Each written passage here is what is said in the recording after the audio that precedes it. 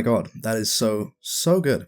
I am getting a bit worried now because I think I am developing a hot chocolate addiction. And as an 18-year-old man, 19 in a few days, that's not where you want to be. But yes, happy autumn. I've got my little pumpkin here. My girlfriend got me for my setup to make it all autumnal. That's a big word. It's just a little guy. So yeah, I wanted to hop on here today and talk about the films I've watched so far this autumn, or fall, some of you Americans call it. But yes, as a massive movie buff, I watch a lot of films, that's no surprise. I've even got a subscription to my cinema that allows me to see it for free, well, it's not really for free because I'm paying £10 every month, but I make that money back, okay, trust me, I make that money back. Now before we get into the video, little side thing, I'm Welsh. I've been learning Welsh lately, and I just wanted to show off something that I've learnt. You might have heard of this town, this really long named town in Welsh. Well, I learnt to say it, so here we go.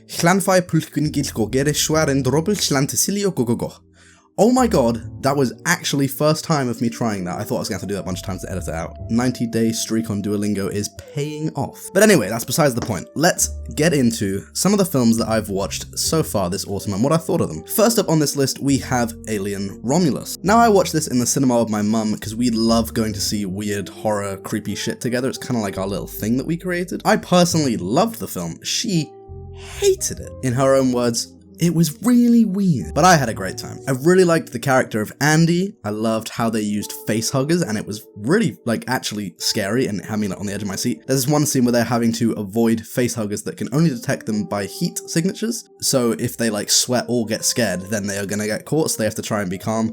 And it's just actually really tense. So that scene was amazing. But yeah, that film as a whole, really liked it. There's that certain scene towards the end of the film, if you watch it, you know what I'm talking about, where a certain thing is there, and that was, it was pretty scary. Loved it. I thought it was great. I really liked the characters, really liked the acting, it was awesome. Go watch Alien Romulus if you haven't already. Next up on the list, we have Batman Forever. I went to the cinema with one of my best friends, Max, to go see this for this Batman anniversary event where they're showing all the Batman films in the cinema again, and holy shit, it was terrible. This film absolutely sucks. But it's kind of fun. Fun trash. Fun bad, if you will. What I did learn from watching this film was that Val Kilmer is actually a really good Batman and is quite underrated. I think with a better script and just everything else that goes into filmmaking, he could have been really great. The highlight for me and my friend was Tommy Lee Jones's performance as Two-Face and the set design, where for some reason Two-Face had everything two-faced. He was drinking 2 glasses of wine at the same time. His rooms were split in half.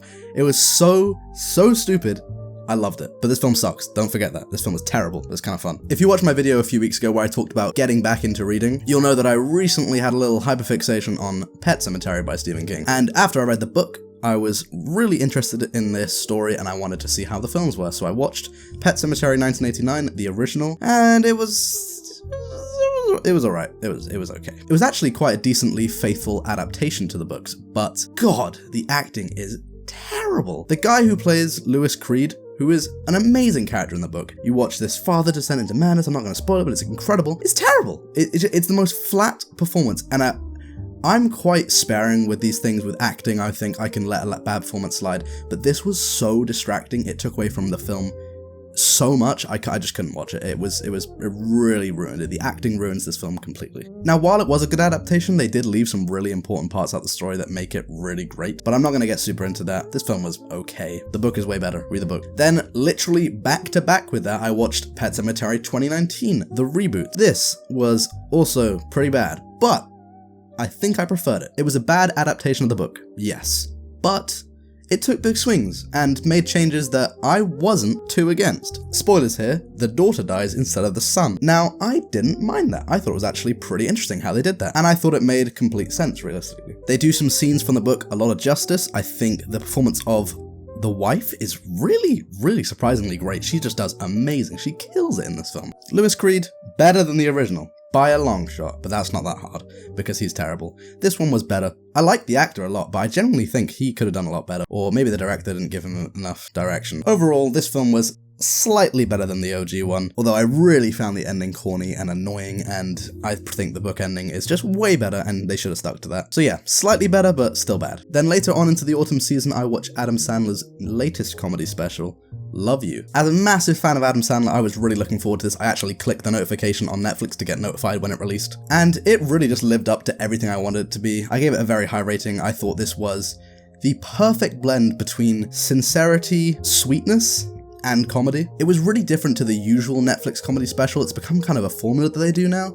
And as someone who watches quite a lot, I'm quite used to this formula, but I really think this was just different. But yeah, I really enjoyed it, really loved the ending. I think this is a great comedy special and one of my favorite Adam Sandler projects. It's gorgeous. Then going more down the comedy route, I watched Tropic Thunder for the first time. It's one of my sister's boyfriend's favorite films, and he has weirdly good taste, so I decided to watch it, and it was one of the best uses of my time. This film is absolutely incredible, and it has cemented itself as one of my favorite comedy films of all time. I think Robert Downey Jr. genuinely gives an Oscar-worthy performance, and this film is incredible. I absolutely loved it. It is so funny, but surprisingly, Robert Downey Jr. isn't the best part of this film. Tom Cruise is. Everything about Tom Cruise's character is so funny. Please watch this film, or even just watch Tom Cruise's scenes. If you have a similar humor to me, you will completely understand what I'm saying. This is Tom Cruise's best film. Fuck Mission Impossible. This is amazing. It had really great writing too. I loved it. Then some time later, I took my girlfriend to the cinema to watch the new Transformers animated film, Transformers 1. She walked out of the cinema saying, this is the best film of all time. It was not the best film of all time, but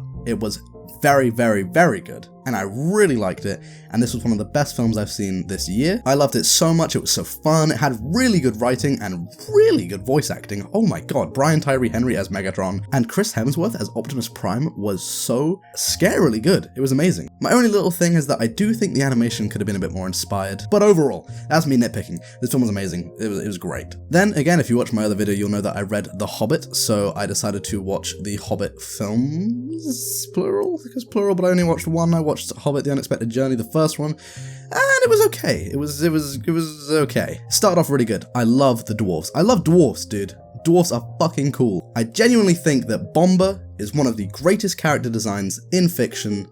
He is so cool looking. I love Bomber. But yes, the casting for Bilbo Baggins was amazing, but everyone knows what's wrong with this film. It's too long. It's 3 films when the book is 250 pages. They would have had a lot more success, in my opinion, if this was just 2 films. Then me and my girlfriend had a date night, and we watched the Lego Batman movie. I've seen this about 7 times, 10 times, 15 times, who fucking knows at this point? But this film, it slaps. It slaps, okay? This film slaps. It's the best Lego film. It is a perfect movie. I will say that. It is a perfect film. Not just a perfect animated film, not just a perfect Lego film, it is a perfect film. It is awesome. My girlfriend seemed to really like it too, and after so many viewings of this film, I still laugh the entire way through. It is so funny. And it's so easy to watch and just simple, and sometimes you just need that once you've watched a few 3-hour epics, you know? You just need a little chill 90-minute animated film. Then, as we got closer to Halloween time, I sat down with my sister in the living room and we watched the first Scream film. I've seen this a few times, she'd never seen it, so I was really excited to see her reaction to the twist of the killers, and as I expected, it was great. But on a rewatch for the first time in a while, it revealed how great this film is. The intro is probably the best introduction in a horror film ever. It is really scary. Also, some of these shots when they just shoot at like dusk and dawn?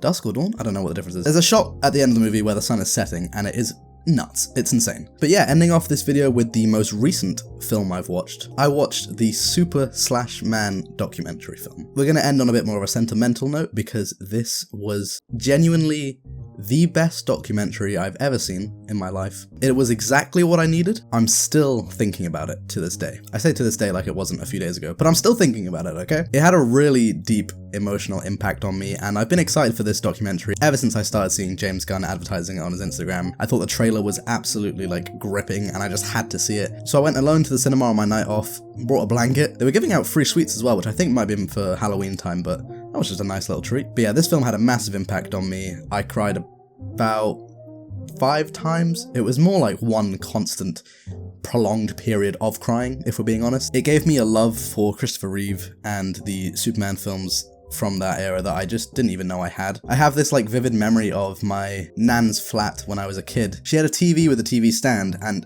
in the stand there was a bunch of DVD boxes, and I just remember there being the B-movie and Shopaholic and Superman Returns, so the second one, and that was where I first got introduced to Christopher Reeve Superman. I think it is genuinely one of the most tragic and heartbreaking stories I've ever had the opportunity to witness, and as someone who has studied documentary production in college, the editing in this and the way they use archival footage to really bring out emotion from you is absurd. It is incredible.